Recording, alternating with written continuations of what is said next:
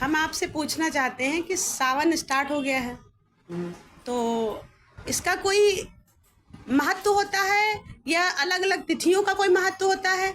किस तरीके की पूजा करनी चाहिए, क्या चीजें होती हैं, इसका क्या मतलब क्या होता है? प्रतिपदा, द्वितीया, तृतीया जो होती हैं, इसके बारे में आप कुछ बताइए। हाँ, आपने सनातन संस्कृति में एक सुंदर तेज। सनातन संस्कृति में एक सुंदर प्रश्न पूछा। जी। आपने इसमें कोई दो राय नहीं कि आपने सनातन संस्कृति में एक बड़ा सुंदर प्रश्न पूछा है। यद्यपि हर मास में दो पक्ष होते हैं, कृष्ण पक्ष और शुक्ल पक्ष।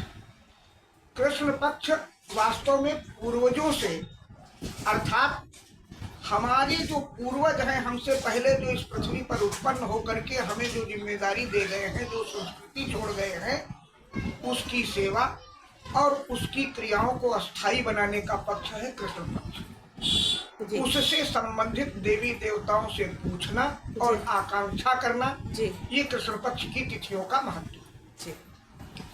लेकिन शुक्ल पक्ष में हम what is the position of after death, जो हमारी भविष्य की योजना है, जो हम जानते हैं कि मृत्यु के पश्चात भी एक संसार और भी है, वहां जहां जाना है जी, वहां की तैयारी के लिए जो भी कुछ योग, ध्यान, प्रयोग, जी जी, ध्यान, जी, तपस्या, जी, उपासना इत्यादि की जाती है, उसमें जो सम्यक व्यवस्थाएं हमें भक्ति मार्ग में या योग मार्ग में लगती हैं, उनका संबंध उन तिथियों से है जो शुक्ल पक्ष की प्रतिपदा से लेकर पूर्णिमा तक हो।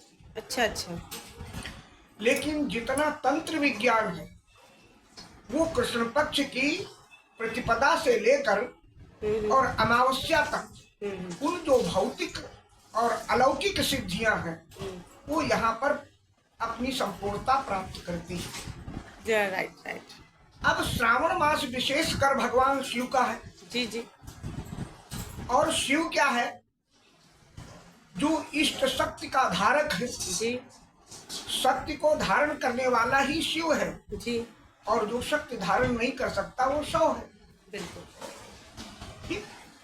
तो जो ईशत्व की प्राप्ति, ईशत्व अर्थात स्वामित्व की प्राप्ति, तो जब जीव यहाँ उत्पन्न हुआ तो वो ना तो ईश्वर है और ना सामर्थ्यवान है। वो सामर्थ्य किससे पाता है? इसीलिए माता पिता को ईश्वर कहा जाता है। पहला पोषक तत्व कहाँ से है? माँ से है। वो शक्ति माँ से पाता है लेकिन संरक्षण पिता से पाता है। तो पहली तिथि कौन सी होती है? प्रतिपदा। प्रतिपदा जी, दो अलग अलग शब्दों से जुड़ करके युग्म शब्द बनाया गया प्रतिपदा जी। प्रति माने बार बार, जो बार बार अपेक्षित हो। तो बार बार अपेक्षा किस बात की होती है? पद पद पर हमें क्या आवश्यकता होती है? बार बार हमें क्या करने की आवश्यकता होती है? भोजन, श्वास लेना। तो उसके लिए आपको किसी को श्वास बनाने वाले को धन्यवाद करना पड़ेगा जी। भोजन, भोजन के लिए वस्तुएं प्रकट करने वाले का आभार प्रकट करना पड़ेगा किसी तरह। जी जी बिल्कुल। उस समर्पण को हम भक्ति कहते हैं जी। उस प्रतिपदा में अपने जीवन के उत्पन्न और प्राकट्य से के साथ संरक्षण सहित जिन जिन वस्तुओं की आवश्यकता होती है उनको देने वाले, उनका संरक्षण करने वाले और उससे संबंधित शक्ति देने वाले जो परम प्रभु आशुतोष अवधरदानी भगवान शिव हैं, उनकी उपासना के लिए प्रतिचरण जिन वस्तुओं की आवश्यकता होती उनका संग्रहण, उनका प्रयोग करना ही प्रतिपदा का मुख्य कार्य है। बहुत अच्छी बात बताई आपने। जैसे प्रथम दिन जी, जैसे प्रथम भगत गोस्वामी तुलसीदास जी ने कुछ और कहा है, लेकिन भागवत में क्या कहा गया है? पहली भक्ति क्या है? श्रवणम कीर्तनम। तो जो श्रवण कर रहे हो यहाँ से आपकी भक्ति का प्रारंभ होता है। जब सत्संग का आप प्रारंभ करते हो, श्रवण करना प्रारंभ कर देते हो जी जी अब इसी भक्ति की एक विधा है अर्चन। जी जी श्रवणम कीर्तनम विष्णु स्मरणम पाद सेवनम अर्चनम वंदनम दास्यम सख्यमात्म निवेदनम। तो जो अर्चन है, अर्चना करना अर्थात रचना करना। जी जी आज भगवान शंकर का आवाहन करने का प्रथम दिन है, जी उनकी शरण में जाने का प्रथम दिन है, जी। उनको धन्यवाद करने का प्रथम दिन है। जी। तो आइए हम सब लोग मिल करके क्या करते हैं, पांवड़े बिछाते हैं, भगवान के मार्ग में पुष्प अर्थात श्रृंगार करते हैं, मंदिर में उनको सजाते हैं, बंधनवार लगाते हैं, उनके अर्घ्य के चारों तरफ पुष्प से सुंदर सुंदर आकृतियां बनाते हैं, आलेख बनाते हैं। भगवान का जो है ये जो स्नान है या चंदन से उनका लेप करते हैं। लेपन है, विभिन्न वस्तुओं से उनका श्रृंगार करना है, वो क्या है, वो भगवान के श्रृंगार को जो बनाने की परंपराएं हैं उनका ज्ञान प्राप्त करके उस विशेष रूप में जब आने वाले प्रथम दिन आने वाले जैसे अतिथि का हम सत्कार करते हैं, हाँ, स्वागत करते वैसे ही प्रतिपदा उस अतिथि सत्कार का नाम है। जी बहुत बहुत अच्छी आपने बात बताई है, और ये तो शायद ही किसी को पता होगी जो आपने बताया है। चलिए हम द्वितीया की तरफ। नहीं, अब जब किसी को पता नहीं थी तो हम तक कैसे आई, ये ईश्वर का प्रदत्त गुण है। नहीं कि अभी आप तक में ज्ञान का प्राकट्य होता है, जी जी जहाँ चाह वही रहा। वहाँ। नहीं अभी तक हमने किसी के मुंह से ये बातें श्रवण नहीं की है, इसलिए हमने आपसे कही कि अभी तक हमने ये बात नहीं सुनी थी कि प्रतिपदा कह रही है जी ये विशेषकर इस रूप में नहीं है, लेकिन भिन्न भिन्न रूपों में जी जी जी थोड़ा थोड़ा प्राप्त करके व्यक्ति एक विषय को पुष्ट करने के लिए इकट्ठा कर देता है, जी, जी। इसलिए वो सुनने में नहीं आता। थोड़ा थोड़ा करके बहुत बार सुना होगा, टुकड़ों टुकड़ों में। तो कहीं भगवान का श्रृंगार बताया जाता, कोई इस क्रमबद्ध तरीके से आप उस काम को करने के लिए तभी प्रबुद्ध होते हैं जब आपको ही वो काम करना होता है। इसलिए अब द्वितीया क्या है, एक परमात्मा है और एक उसका भक्त है, लेकिन उस भक्त के द्वारा परमात्मा की सेवा द्वैतवाद को जन्म देती है। अब द्वैतवाद को जन्म क्यों देती है, इसलिए कि किसी भी अतिथि के लिए जल लाना है तो परमात्मा से विलग होना पड़ेगा, बिल्कुल। उस अतिथि रूपी भगवान को अकेले छोड़ना पड़ेगा, तो पंखा कौन झलेगा, उनकी तुरंत की तात्कालिक आवश्यकताओं की पूर्ति कौन करेगा। इसलिए भक्त जब द्वितीय अवस्था में आता है, द्वैत वस्तुओं की तरफ आकर्षित होता है, उनको अपने अतिथि के स्वागत के लिए समायोजित करने की चेष्टा करता है। उसके लिए उसे अपने साथ एक व्यक्ति, एक सहायक चाहिए, चाहे वो मित्र हो या धर्मपत्नी हो, जीवन साथी हो, प्रेरणादायक हो या गुरु शिष्य परंपरा में सहायक हो। इसको द्वैतवाद कहते हैं। द्वितीया का अर्थ है कि भगवान की सेवा केवल स्वार्थ के लिए अकेले मत करो, संसार को देने के बाद ही कुछ ग्रहण करो। ये द्वैतवाद है, द्वितीया का प्राकट्य है।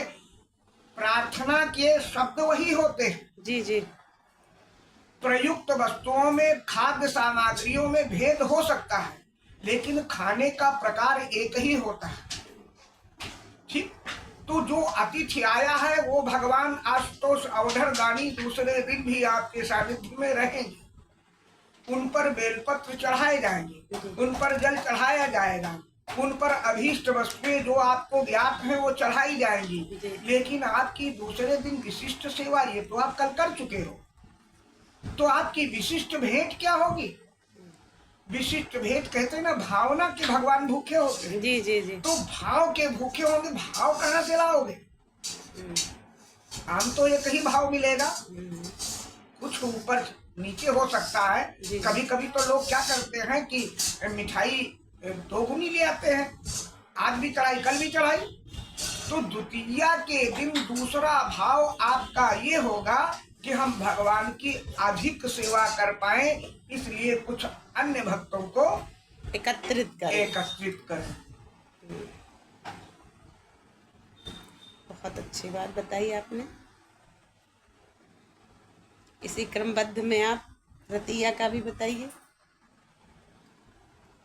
या नेक्स्ट डे करिएगा। अब त्र शब्द जो है, त्र अक्षर जो है, ता में रा लगा के बनता है। रमणम, रा शब्द प्रेरणा देता है रमणम, ता शब्द प्रेरणा देता है तरणम।